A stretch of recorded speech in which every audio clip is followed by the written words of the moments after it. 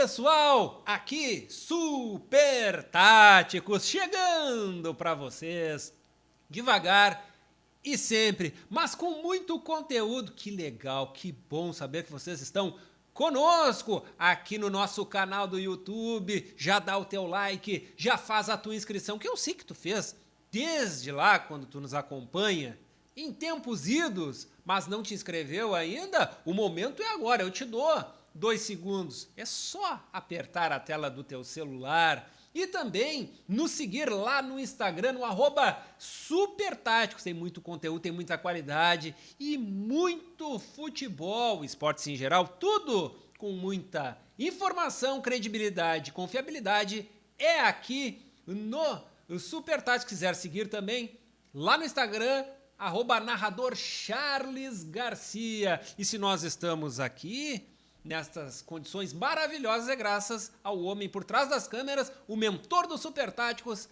Jefferson Lopes, dando aquele apoio todo especial e frente a frente para o debate. Sempre ele, com o seu charme, com a sua categoria de sempre, o professor Marcelo Parmegiani. Tudo bem, professor? Tudo bem, Charles Garcia. Espero que vocês estejam todos muito bem. Super Táticos hoje vai tratar uma questão que é bastante cara para todo o povo brasileiro, sabe, Charles Garcia? Que é a questão da seleção brasileira. O mito do técnico estrangeiro caiu, pessoal. A escalação, a convocação, as trocas, a ausência de trabalho mais efetivo por parte do italiano Carlo Ancelotti é marca registrada. É nota 1 na imprensa europeia, é nota 2 na imprensa latino-americana. É um fracasso total. Começa que ele convocou jogador pisado, como dizia minha vovó. Neymar não tem a menor condição de jogar. Agora, eu continuo defendendo que se o Neymar entrar, pela estrela que possui, ainda periga marcar gol, ainda periga fazer gol, sim, para a seleção brasileira. Também, quando ele chega e vai fazer a escalação dentro do ônibus, na direção do estádio para a estreia na Copa do Mundo, isso me deixa muito preocupado. Charles Garcia, esse depoimento foi dado por um jogador de seleção brasileira, de que o Ancelotti simplesmente definiu o 11 dentro do ônibus. Isso está rodando em tudo que é rede, não é fake news. Então é um técnico que não disse a que veio, não tem uma jogada ensaiada, não tem uma jogada de proteção da zaga, não tem uma cobertura efetiva. O meio-campo não operacionaliza nada.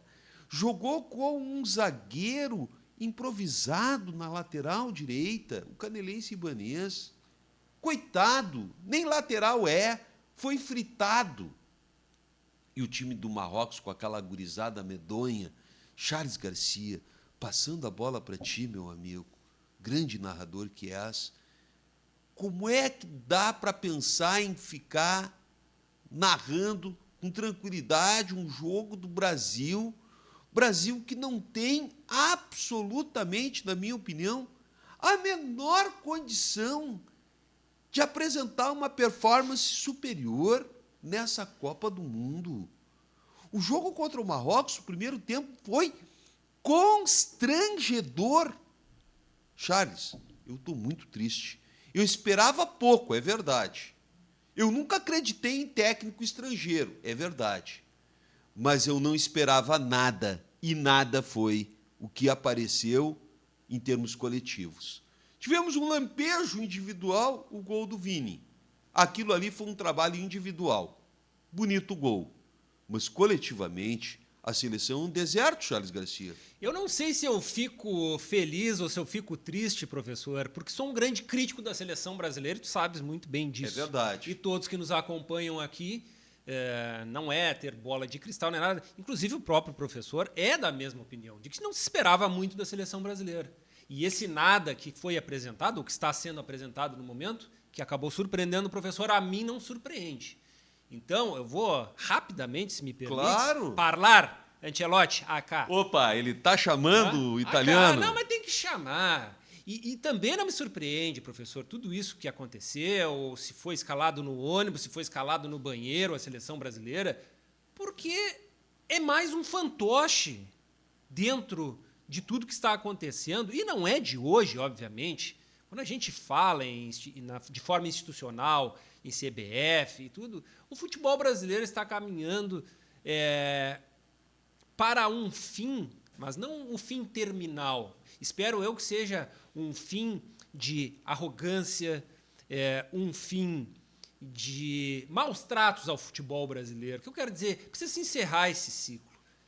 É preciso ter uma gestão profissional, mas de forma a priorizar o futebol e não apenas os cofres da CBF e das detentoras de direitos de transmissão.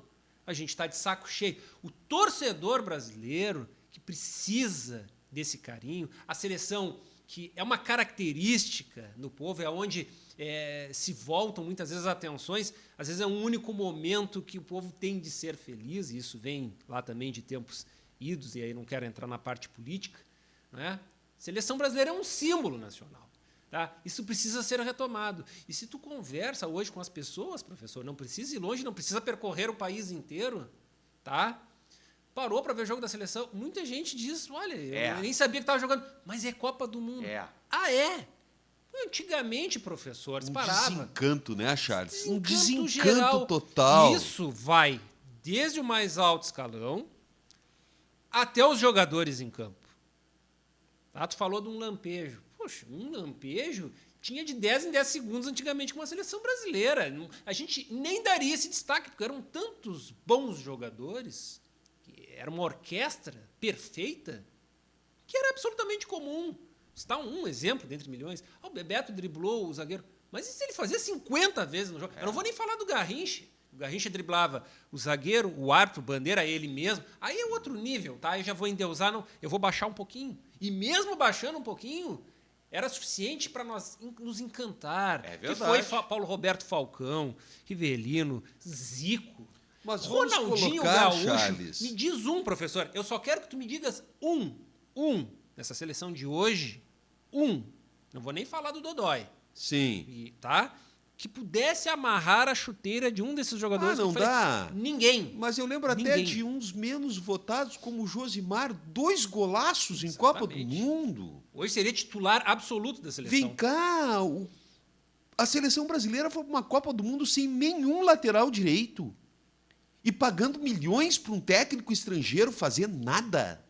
Não, isso vira uma piada de mau gosto, Charles Garcia.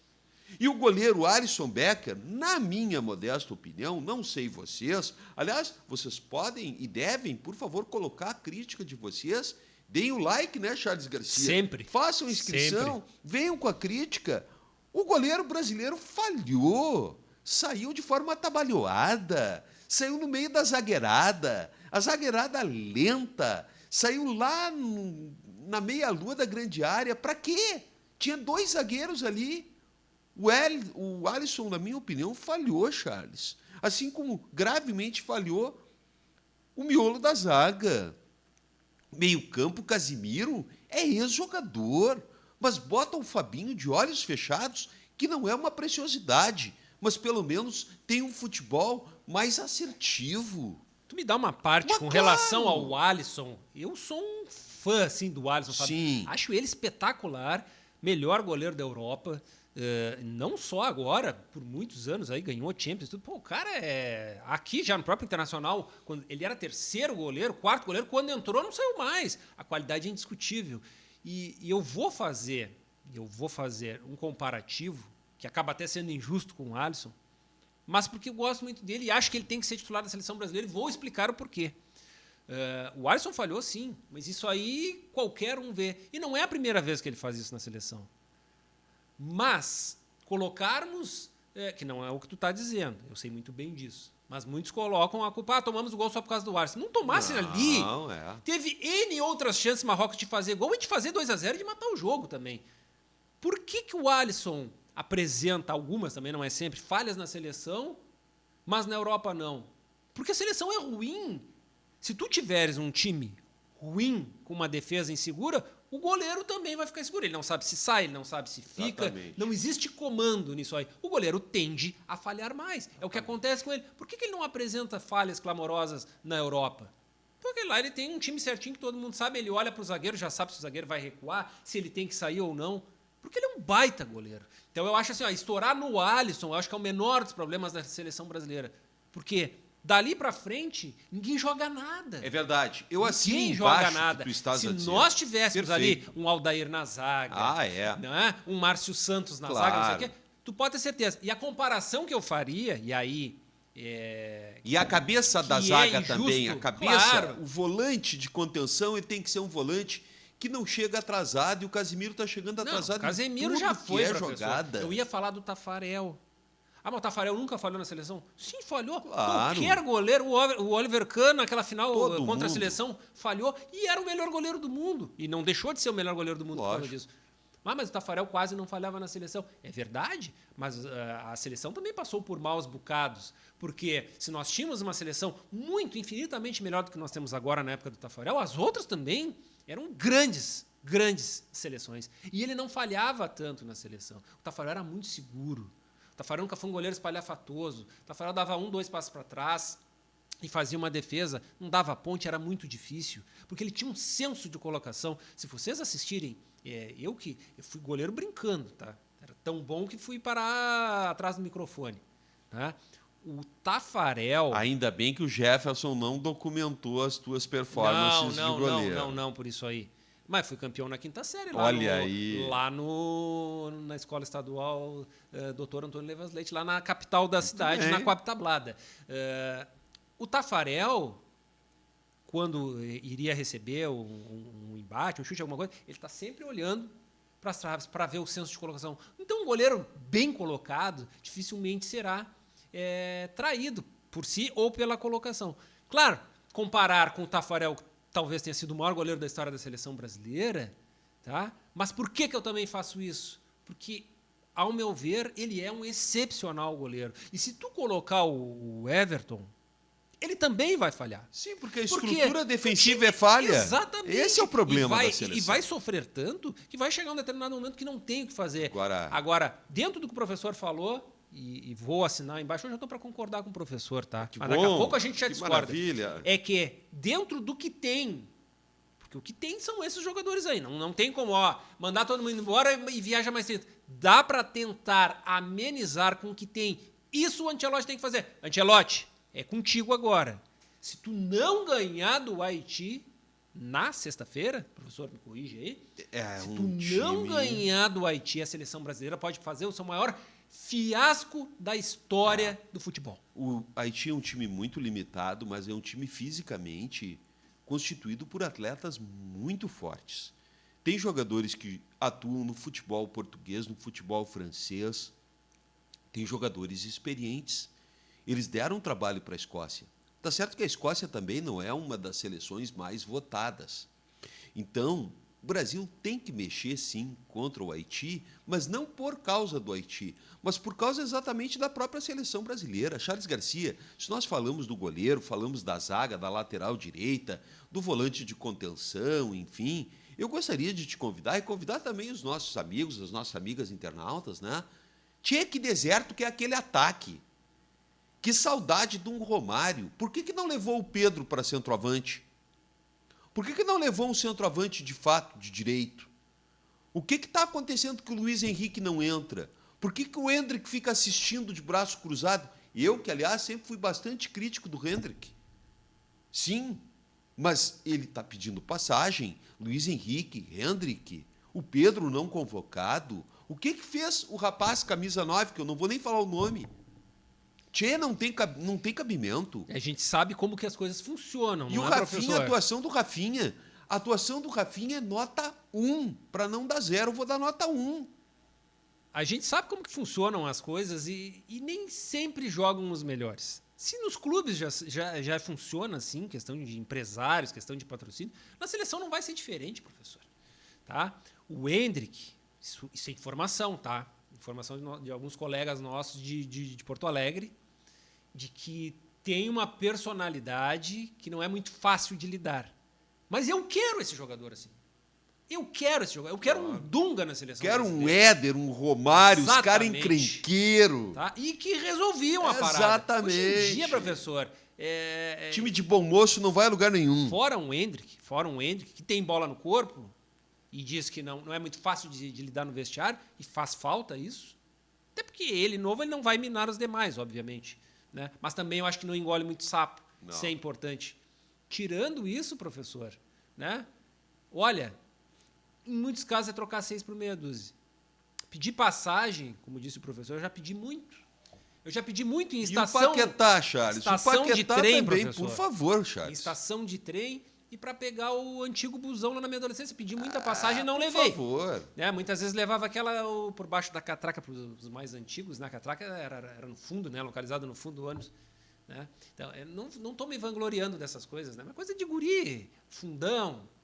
Os mais antigos vão lembrar disso aí. Né? Mas é isso aí, professor. Fora isso, e vou ser bem sincero contigo, agora falando bem sério, não vai sair disso aí. Bah, mas tu daí fica imagina, e aí agora eu quero chamar a toda a nossa audiência, os nossos internautas, eu já quero fazer uma enquete rapidinha. Né? Bom. A gente fez Marrocos, empate ao Brasil, e agora eu quero a mesma. É. O Brasil ganha, perde ou empata, porque no futebol é assim, né? Se vence, se ganha ou se empata. Quero a tua participação, né? Coloca aí, quiser colocar o resultado do jogo também. Não. Eu sigo no meu pessimismo. O professor, se eu não me engano, tinha falado no empate. Sim. Eu falei Contra Marrocos. empate. Sim, eu falei empate. E eu disse que o Brasil não ganhava. Eu falei É. empate. Eu acertei o resultado. Eu não acertei. É uma pena. Acertei em Porque termos. aqui nós procuramos trabalhar de uma forma bastante realista, em cima dos fatos, em cima do que está acontecendo. E o que está acontecendo não é bom. Charles, um último passe redondinho para ti, Charles. Paquetá, por favor, Charles. O Paquetá, para construir, fica difícil, na minha opinião.